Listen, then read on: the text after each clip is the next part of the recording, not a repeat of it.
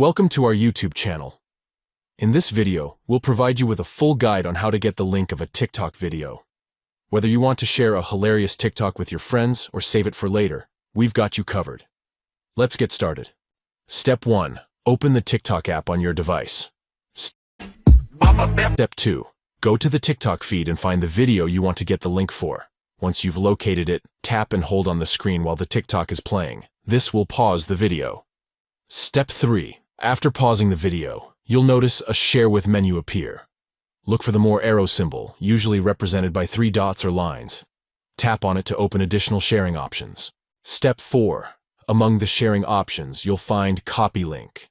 Tap on it, and the link to the TikTok video will be copied to your device's clipboard.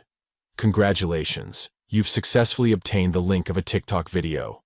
Now you can share it with your friends on social media, messaging apps, or paste it anywhere you like. Having the link allows others to directly access the TikTok video you want to share, even if they don't have a TikTok account.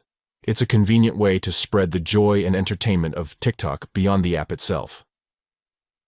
Thank you for watching, and enjoy sharing the TikTok magic with the world.